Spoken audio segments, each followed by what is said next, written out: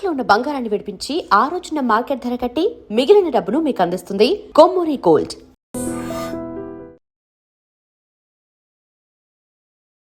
నమస్కారం, welcome to I dream. ధర్మ మార్గం విత్ విజిత కార్యక్రమానికి స్వాగతం.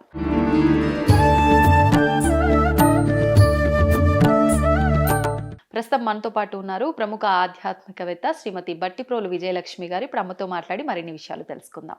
నమస్కారం అమ్మా. నమస్కారం అమ్మా. అమ్మ, పంచ ప్రాణాలు అంటుంటాం, ప్రతిదీ కూడా పంచభూతాలు అని, పంచ ప్రాణాలు అని చెప్పి ఈ పంచ అనే పదం వెనకాలే తిరుగుతూ ఉంటాయి. అసలు ఏంటి పంచ ప్రాణాలు అంటే? ప్రపంచమే పంచీకరణం జరిగినటువంటిది, అది కూడా ప్రపంచము. అవునా? అవును. ఇదంతా మనం పంచ చుట్టూనే తిరుగుతూ ఉంటాం. ప్రాణాలు పంచప్రాణాలు అన్నాం కానీ ముఖ్యమైనవి పంచప్రాణాలే. దానికి ఉప ప్రాణాలు కూడా జతచాయి, మొత్తం 10 ప్రాణాలు. మనిషి దేహంలో దేనికైనా మొత్తం 10 ప్రాణాలు. ఈ 10 ప్రాణాలలో మొదటి 5నేమో చాలామందికి మనం ఇంతకు ముందు కూడా చెప్పుకున్నాం, మనకు తెలిసిందే దానికి అన్వయించుకోము అని. రోజు నిత్య నైవేద్యం పెట్టేటప్పుడు ఓం ప్రాణాయ స్వాహ చెప్పుకుంటారా? అవును. 5 స్వాహాలు చెప్తారా? అవును. ప్రాణోపాన వ్యానోదాన సమాన, ఈ 5 చెప్పుకుంటూ స్వాహ అని చెప్తున్నాం. అంటే నైవేద్యం పెట్టేటప్పుడు నివేదన. ఈ 5 మన పంచ ప్రాణాలు. అంటే స్వామికి మేము అవన్నీ మన ప్రాణాలని సమర్పిస్తున్నాం దేవతకి. మన ఆహారం బట్టే ప్రాణం నిలుస్తుంది కదా. నైవేద్యం పెట్టేటప్పుడు ఇగో ఈ ప్రాణాధారమైనటువంటి, ఈ పంచ ప్రాణాధారమైనటువంటి ఈ ఆహారాన్ని నీకు సమర్పిస్తున్నాం అని నైవేద్యం పెడుతున్నాం. నైవేద్యం వెనకాల చాలా మంది నోటికి చెప్పేసుకుంటున్నారు ఇవన్నీ. ఈ ప్రాణాలు ఏమిటి? మొత్తం 5 అని చెప్పాను కదా. ఈ 5టికి ఇవి ప్రైమరీ, వీటికి యాక్సలరీగా ఇంకో 5 కూడా ఉన్నాయి. ఈ 10 లేకపోతే అవి కూడా చెప్పుకుందాం. ఈ 10 లేకపోతే అసలు మనిషి ఈ రకంగా మనం ఉండం. దానికి ఒక చిన్న శ్లోకం ఉంది, శ్లోకం చెప్తాను. హృది ప్రాణో గుదేపాన సమానో నాభిమండలే ఉదాన కంఠదేశే స్యాత్ వ్యాన సర్వ శరీరగ. అంటే ఏంటి? హృదయ ప్రాణ స్వాహ. ఆ ప్రాణం అనేటటువంటి పంచప్రాణాల్లో మొదటి ప్రాణం ఉందే, ఇవన్నీ వాయువులు, గాలుడు. ఇవన్నీ కూడా గాలుడే. ఆ గాలి పీల్చకపోతే మనం లేవని తెలుస్తుంది. ఎప్పుడు గాలి పీల్చడం ఆపేసామో అప్పుడు మన ప్రాణం అయిపోయింది అనుకుంటున్నాం కదా. హృదయంలో ప్రాణం ఉంటుంది. ఆ ప్రాణం అనే పంచప్రాణాల్లో మొట్టమొదటి వాయువు ఏంటంటే ప్రాణం.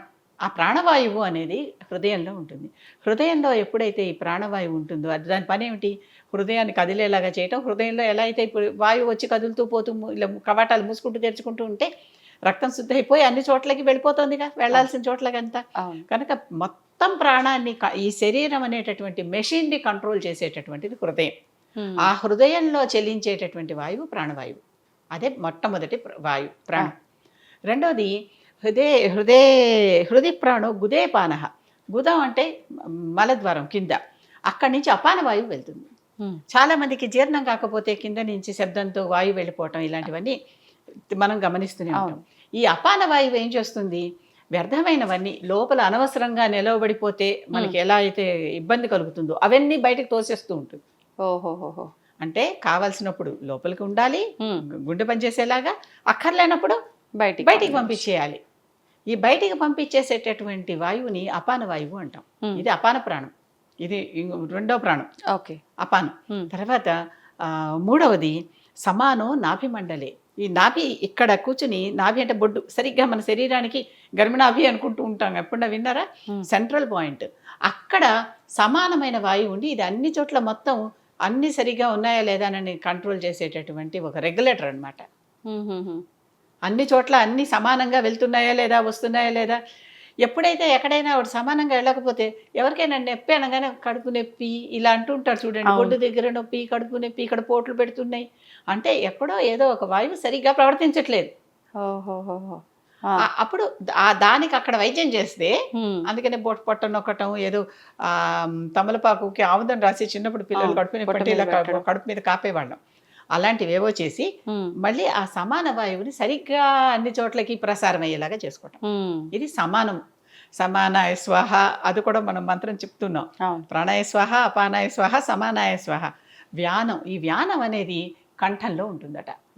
ఈ కంఠంలో ఉండేటటువంటి వానం కాదు, ఉదానం. ఉదాన కంఠే.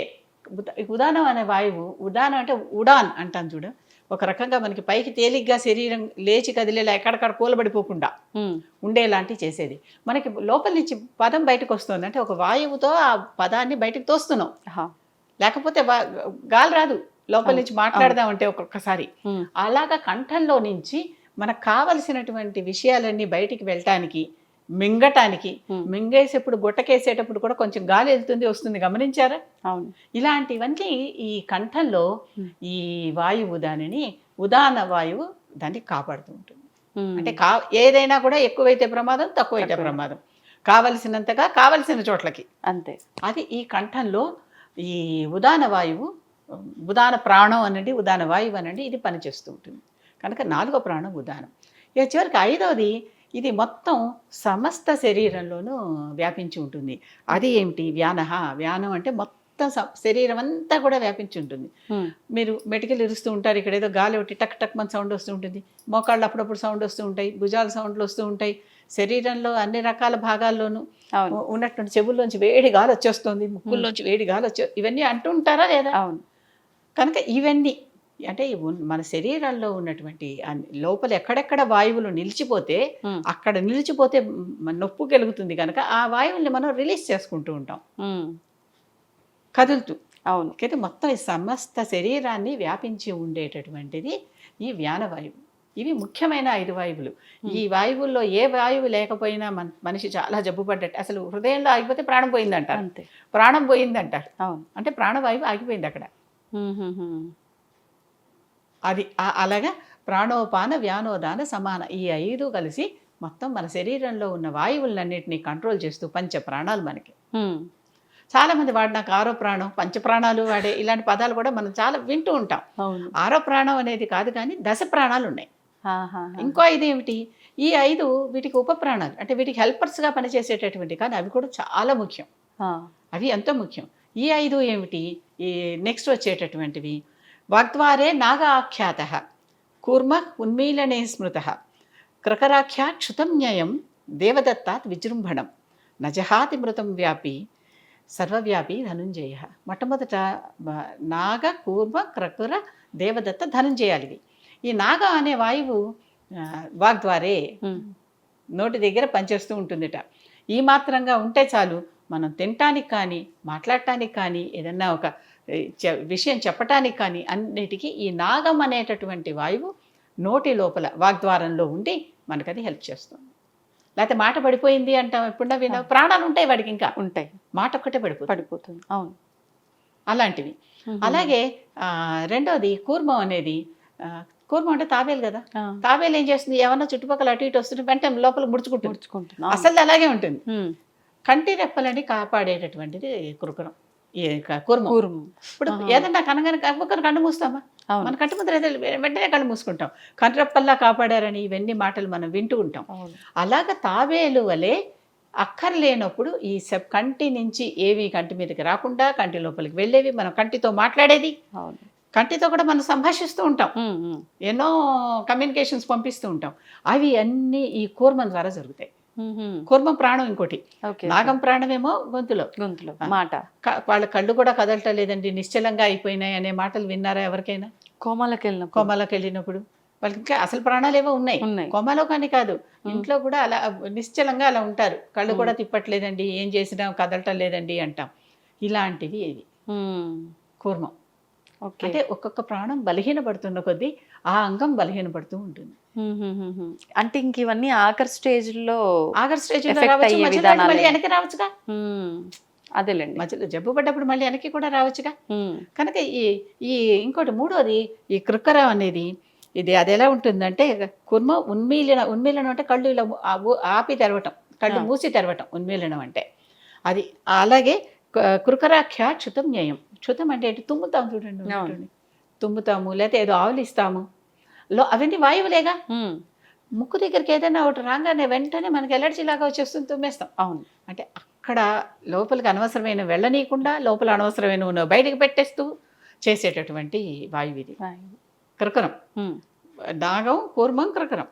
తర్వాత దేవదత్త అనేటటువంటి ఇదే ఎట్లా విజృంభణం. విజృంభణం అంటే ఆవలింతలు. మనకు ఉన్నటువంటి బాగా అలసిపోయినా, బాగా నిద్ర వచ్చినా, లేకపోతే ఎక్కువ శ్రమ పడినా మనకి ఎలా ఆవలింతలు వస్తాయి. అవును. అది కూడా unwanted air in the body. ఓ. వాటిల్నది విజృంభణగా ఆవలింతలు ఆపుకోలేదు. ఏదో ఆపుకోవటానికి ప్రయత్నం చేస్తూ ఉంటాం, తుమ్ముల్ని వీటన్నిటిని ఆపుకోవటానికి ప్రయత్నం చేస్తాం, కానీ ఏవి కూడా మనకు ఆగవు. ఆగవు. అవి బాటిల్ ద్వారా అవి కంట్రోల్ చేసేస్తూ ఉంటుంది. బయటికి వెళ్ళిపోవటానికి కానీ లోపలికి గాలి పీల్చుకోవటానికి కానీ విజృంభణం ద్వారా దేవదత్తం అనే వాయువు కంట్రోల్ చేస్తుంది. ఇక చిట్ట చివరిది ఇదిట చచ్చినా పోదుట. అంటే మనిషి ప్రాణం పోయి చచ్చిపోయింది అని డిక్లేర్ చేసిన శరీరానికి కూడా ఈ ధనంజయము అనే ప్రాణం ఉంటుంది.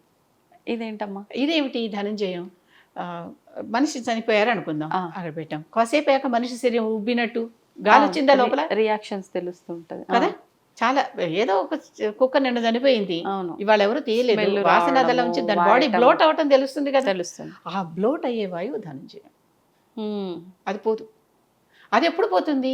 మనం ఎప్పుడైతే కర్మకాండలు చేసేస్తామో, అంటే దానిని పంచభూతాల్లోకి వదిలేస్తామో, భూమిలో పాతి పెట్టడమో, నీటిలో వదిలేయటమో, నిప్పులో కాల్చేయటమో, లేకపోతే గాలికి ఆకాశానికి పైన వదిలేయటమో చేస్తాం కదా ఏదో ఒకటి. అలాంటప్పుడు బాటిల్తో పాటు పోతుంది అది, అప్పటిదాకా పోదు. ఈ ధనంజయం అనే ప్రాణం ఒక్కటి మిగిలిన్నా కూడా ఏమో మిగిలిన ప్రాణాలన్నిటినీ అది ఒక్కొక్కటిగా మళ్ళీ ఆకర్షించుకుని మళ్ళీ వెనక్కి రావచ్చేమో. ఉప ప్రాణాల్లో ఏ ఒక్క ఉప ప్రాణం ఉన్నా కూడా మళ్ళీ పోయిన ప్రాణాలన్నీ తిరిగి వస్తాయి నెమ్మదిగా. అలా వచ్చిన వాళ్ళే కదా ఈ కేసులన్నీ వెనక్కి వెళ్ళి తిరిగి వచ్చిన వాళ్ళందరూ, కోమాల్లోకి వెళ్ళి తిరిగి వచ్చిన వాళ్ళు, ప్రాణాంతకంగా అయిపోయి దాదాపుగా అయిపోయిందమ్మా రేపటికి అయిపోయింది మేము వాళ్ళందరినీ పిలుచుకోండి అని చెప్పాక మన్నాడు లేచి వచ్చిన వాళ్ళు లేరు హాస్పిటళ్లలో కూడా. కనుక ఈ ధనంజయం అనే ప్రాణం అంత ముఖ్యమైనది.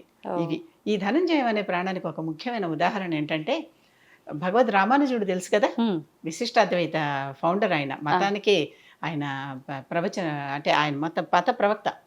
ఆయన ఆయన పోతే శ్రీరంగ ఆలయంలో శ్రీరంగాన్ని సేవించుకుంటూ ఆయన మరణించారు. మరణించాక ఆయన్ని గుడి ఎదుర్కొంటా ఒక ప్రాంగణంలో ఆయన్ని అక్కడ పాతిపెట్టారు.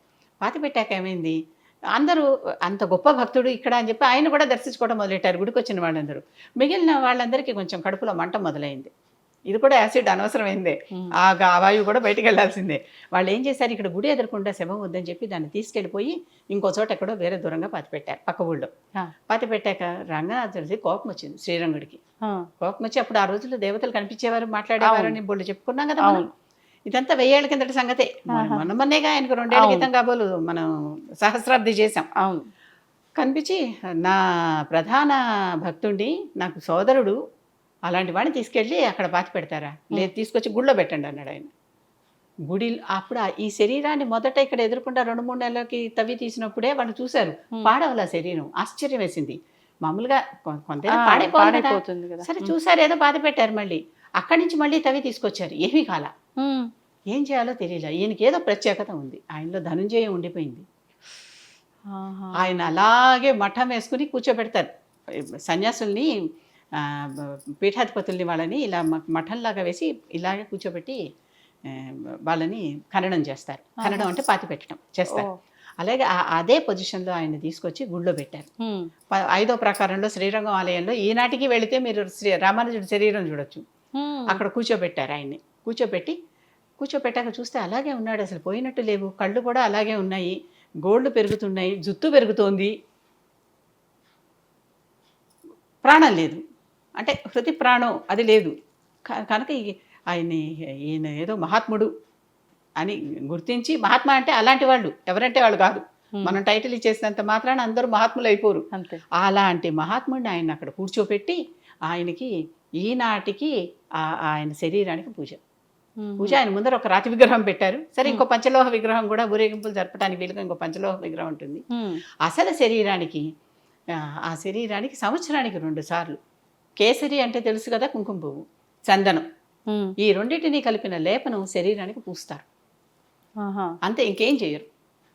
ఆ శరీరానికి కేసరి చందనం కలిపిన మిశ్రమం పూసి ఆ శరీరం అలా 1000 ఏళ్ల నుంచి ఉంది, పాడైపోకుండా. మమ్మీస్ ఉన్నారు కదా అంటారేమో, కానీ మమ్మీస్ వేరే ఎంబామింగ్ ప్రక్రియ చేస్తారు వాళ్ళకి. ఇక్కడ ఏం ఎంబామింగ్ చేయలే ఎవరు. అదే పై పూతే పూసింది. అవును, ఎంబామింగ్ వేరేగా చేయలేదు. ఎంబామింగ్ అంటే వేరే ప్రత్యేకమైన ప్రక్రియ ఉంది దానికి. అది చేయలా. అది చేయకుండా మామూలుగా శరీరాన్ని కూర్చోబెడితే అలా ఉందంటే మరి ఆయన ఎంత గొప్ప ఆత్మ. మహాత్మ అనే మాట అందుకని అన్నా నేను. ఉమ్. అంత గొప్ప ఆత్మ, అంత గొప్ప భక్తుడు. కళ్ళు తెరిచి శ్రీరంగనాథుడిని చూస్తున్నట్టుగా ఉంటుంది. శ్రీరంగంలో ఆయన ఆలయం, ఉపాలయం ఉంది. ఉమ్. ధన్వంతరి ఆలయం దగ్గరే ఉంటుంది అది కూడా. ఆహాహా. ఆ ధన్వంతరి ఆలయం పక్కన ఎవరైనా అడిగితే చెప్తారు. కొంచెం తమిళనాడులో నాలాంటి దానికి భాష రాని వాళ్ళకి కొంచెం కష్టం. భాష వచ్చిన వాళ్ళని కూడా పక్కన పెట్టుకుంటే తేలిక. అదృష్టం బాగుంటే ఇంగ్లీషు హిందీ వచ్చిన వాళ్ళు మనకి తారసపడతారు, తెలుగు వచ్చిన వాళ్ళు అదే జరుగుతూ ఉంటుంది. కనుక ఈ ప్రాణానికి కూడా ఎంత ఇంపార్టెన్సో చూడండి. అవును. మనకు కంటెదురకుండా ఉదాహరణ ఇది. ఉదాహరణ. ఇంకా మళ్ళీ ఎవరిది ఈ ఇంతవరకు రకంగా లేదు. ఇంతవరకు నా దృష్టికి ఎవ్వరూ రాలేదు. అంటే పురాణాల్లో కూడా ఉన్నాయి. ఎక్కడ? వాళ్ళు సజీవ సమాధి అంటారు కదా, అవును. బ్రహ్మం గారిది సజీవ అవును. సమాధి, ఇలా చాలా చాలా మందివి సజీవ సమాధులు ఉన్నాయి కదా. వాటి లోపల ఉన్నారేమో, మనం మళ్ళీ తవ్వి అంటే ఇప్పుడు తీసుకోలేదుగా. సజీవ సమాధి అంటే వాళ్ళంతా వాళ్ళ వాళ్ళు ప్రాణం సమాధి ఉండగానే అవ్వడం, వాళ్ళే ప్రాణంతో. సమాధి స్థితిలోకి వెళ్ళిపోయి లోపలికి వెళ్ళిపోయారు. అంటే వాళ్ళ అన్ని ప్రాణాలు ఉన్నాయి వాళ్ళ. ఉండంగానే వెళ్ళిపోయారు, వాళ్ళంతటి వాళ్ళే నడుచుకుని వెళ్ళిపోయారు. ఉమ్. కానీ వాళ్ళని తిరిగి తవ్వి తీసి ఎలా ఉన్నారని చూడలేదు కదా మనం. చూడలేదు. ఉన్నారంటారా సమాధిలోనే? బ్రహ్మం గారిది అయితే మర్నాడు వచ్చి ఆయన తవ్వి తీశాడు. ఆ. వాళ్ళ భక్తుడు ఉన్నాడు కదా, ఉమ్. అతని పేరు ఏదో ఉంటుంది, అతను తీశాడు. మళ్ళీ ఒకసారి తీసి చూశాడు. ఉమ్. చూస్తే లేచి, ఎందుకు తీసావు, నన్ను డిస్టర్బ్ చేస్తున్నావు, చెయ్యొద్దు అని చెప్పారట ఆయన. మళ్ళీ వెంటనే మూసేశారు. ఇది బ్రహ్మం గారి చరిత్రలో మనకు కనపడుతుంది. Okay, okay. అంటే దేహం మీద కూడా కంట్రోల్ ఉన్నటువంటి వాళ్ళు, ప్రాణాల మీద, పంచప్రాణాలు, దశ ప్రాణాలు, నా పంచప్రాణాలు వాళ్ళే, నా దశ ప్రాణాలు వాళ్ళే అంటామే, ఆ ప్రాణాల మీద కంట్రోల్ ఉన్నటువంటి వాళ్ళు. ఈ ప్రాణాలు అనేవి ఎంత ముఖ్యమో మన శరీరంలో. ఎంత మనం తెలియకుండానే అవలించేస్తాం, తెలియకుండానే కన్ను మూసేస్తాం. ఎటువంటి అనవసరమైనవి చేరితే అంటే అవన్నీ చెవుల్లోంచి తీసేయటం, ముక్కుల్లోంచి తీసేయటం, అవన్నీ ఆటోమేటిక్గా ఆ ప్రాణాలే మన బాడీని నిర్వహిస్తున్నాయి. అవును. అది ప్రాణాలంటే. అంతా ఒక డిజైన్ చేయబడిన మొత్తం సిస్టమ్ ఇదంతా, బాడీ. మామూలుగా మన ఎన్ని ఏళ్ళు చాలు ఇంత పని చేయాలంటే. అవును. ఇప్పుడే పేజీలు ఒక రకంగా ప్రోగ్రాములు రాసుకోవాలి, పుస్తకాలు ప్రోగ్రాములు రాస్తే కానీ ఈ మెషిన్ నడవదు. అంతేగా. అవునా? అవును. కనుక దేవుడు మనకి ఇచ్చినటువంటి వీటన్నిటి పట్ల, అంటే ఆ అంగాలు ఇవ్వటమే కాకుండా అంగాల సంరక్షణ కూడా చూస్తున్నటువంటి ఆ భగవంతుడికి పూర్తిగా సరెండర్ అయిపోయి. అవునమ్మా. నమస్కారం. అంతే అమ్మా, నిజంగానే. నమస్తే అమ్మా, ధన్యవాదాలు.